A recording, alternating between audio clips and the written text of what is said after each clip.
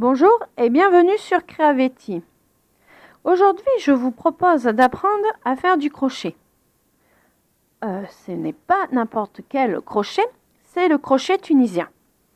Donc, je vous propose ici de découvrir le premier point qu'on apprend quand on fait ce crochet, le crochet tunisien, c'est-à-dire le point de base. Donc ici, je vous montre l'endroit du travail. Je retourne et ici, je vous montre l'envers. Donc j'ai utilisé une laine mohair, donc on voit pas très bien ce que cela donne. Mais sur l'échantillon que je vais vous montrer pour montrer le montage des mailles, ce sera plus clair. Donc ici, vous avez l'endroit du travail. Donc c'est un point assez serré, assez compact. Je trouve qu'il est un petit peu plus lourd que le crochet qu'on a l'habitude de faire.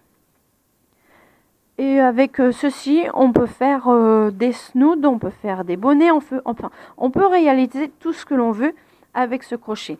Donc nous allons découvrir maintenant comment réaliser ce point. Donc, si vous découvrez le point tunisien, je vous conseille pour commencer de ne pas investir dans un crochet spécial crochet tunisien, c'est-à-dire que, bon, à une extrémité, c'est un crochet. On a une belle longueur d'aiguille et ça se termine par un petit bouchon comme les aiguilles à tricoter par exemple. Donc si vous voulez découvrir la technique, je vous conseille plutôt d'utiliser un crochet normal. Donc c'est pour ça que moi je propose souvent de faire des bandeaux pour commencer. C'est l'occasion de s'entraîner. C'est une petite largeur, donc c'est suffisant pour un crochet normal. Sur votre crochet, je vous conseille de mettre un petit bouchon, c'est-à-dire un petit élastique ou quelque chose pour arrêter, stopper vos mailles. Parce que le crochet tunisien se crochette en aller-retour et toutes les mailles sur l'allée restent sur le crochet. Donc c'est pour ça que si jamais vous posez votre travail, vous êtes occupé, appelez quelqu'un, arrive à la maison, tout ça, comme ça vos mailles ne pourront pas s'échapper sur l'autre extrémité de votre crochet. Donc pour commencer, je prends mon crochet, une laine c'est pour m'entraîner, donc je prends un reste de laine. Je vais faire un nœud coulant pour mon premier point. Donc le nœud coulant, je le fais comme ceci. Donc si vous avez déjà fait du crochet, je pense que si vous me suivez régulièrement, vous devez connaître la technique. Donc j'ai fait mon premier point. Maintenant je vais faire une chaînette tout simplement. Je monte une maille comme ceci. Je fais une maille chaînette. Je monte ma chaînette. Donc comme on a l'habitude de la faire. Donc si vous ne connaissez pas, on appelle ceci une jetée et on passe au travers de la boucle qui est sur le crochet. Donc ici je vais en faire une petite quinzaine. Donc là je suis à 1, 2, 3, 4, 5, 6, 7, 8, 9, 10, 11, 12, 13, 14 et 15. Voilà, j'en ai fait 15. Je ne les serre pas. Je n'ai pas serré ma maille parce que je vais travailler dedans. Et ce sera la base de mon travail. Donc ici pour commencer, la première maille chaînette, je m'en occupe pas. Je vais commencer mon travail sur la seconde. Donc avec mon crochet, je pique au travers de la maille. Je vais chercher mon fil. Je reviens au travers de la maille chaînette, comme ceci. Je passe à la troisième. Je vais chercher mon fil, comme ceci.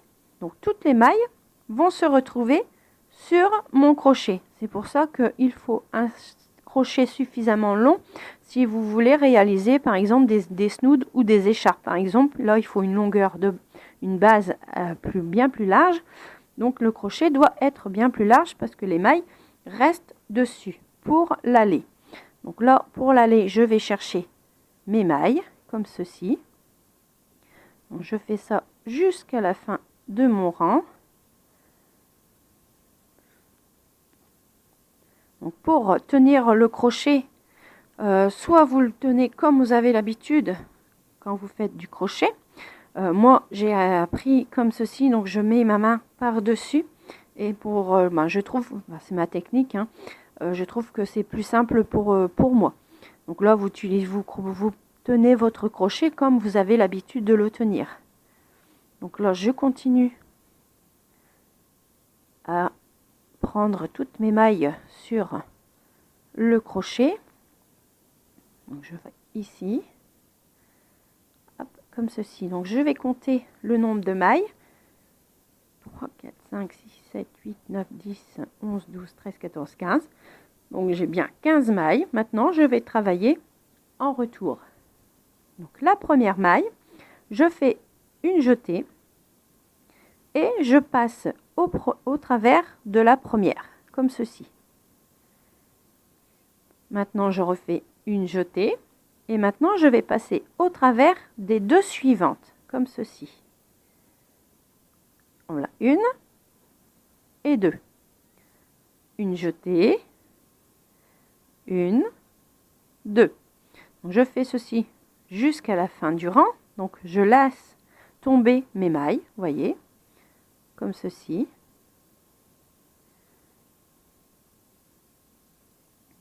J'en passe deux à chaque fois.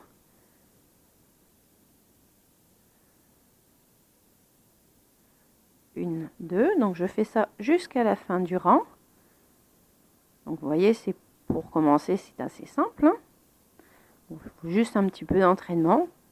Donc ici, les deux, mes deux dernières, une jetée et je tire.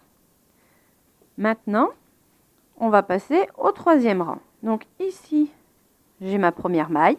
Donc je vais passer sur la seconde. Donc vous voyez, il y a comme des petites barres ici. Voyez, les petites barres. Donc ces petites barres, avec mon crochet, je vais passer au travers, comme ceci.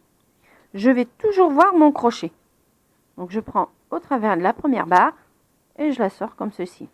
Je fais une jetée, je ramène mon fil et je laisse ma maille sur mon aiguille. Je vais chercher au travers, comme ceci. Je fais une jetée, je ramène mon fil au travers de la boucle. Je remonte une fois, je fais une jetée, je ramène au travers et vous voyez, toutes mes mailles restent sur mon crochet. Donc je fais ceci jusqu'à la fin du rang. Je passe au travers de toutes les mailles. De temps en temps, je compte bien le nombre de mailles que j'ai sur mon crochet.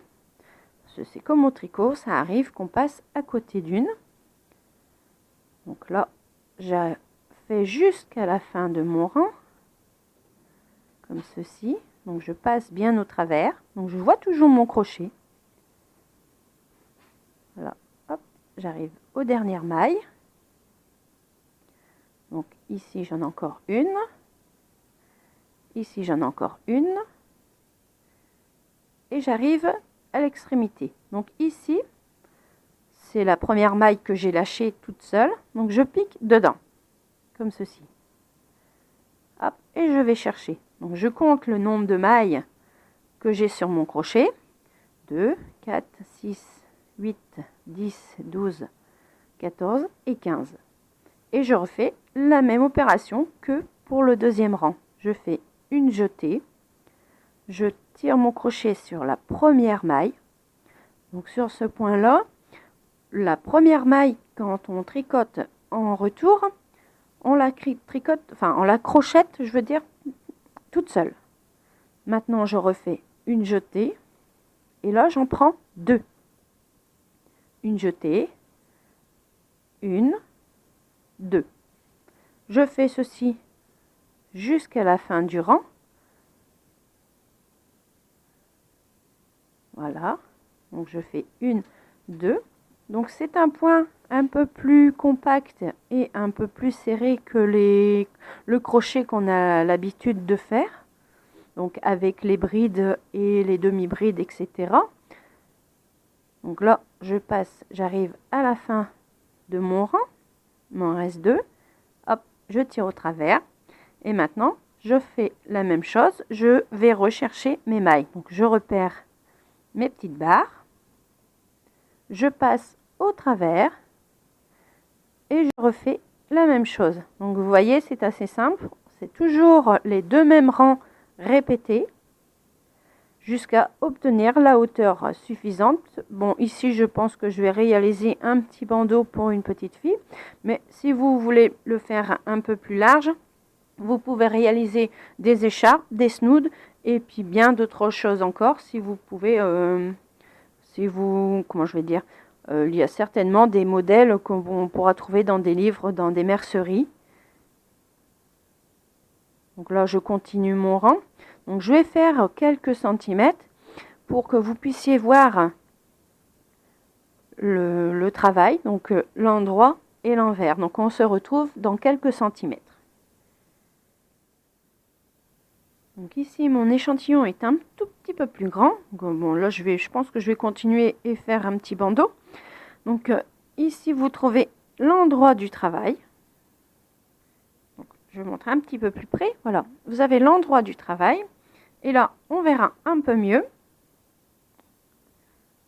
l'envers du travail. Il se présente comme ceci. Donc, je tiens un petit peu. Vous voyez, c'est du crochet. Donc, voilà, l'envers et l'endroit. Donc là, on vient d'apprendre le tout premier point, le point de base au crochet tunisien. Donc, je vais vous laisser à vos entraînements. J'espère que ce tuto et cette nouvelle technique vous plaira. Je vous donne rendez-vous pour un prochain tuto. Je vous souhaite bon crochet et à bientôt.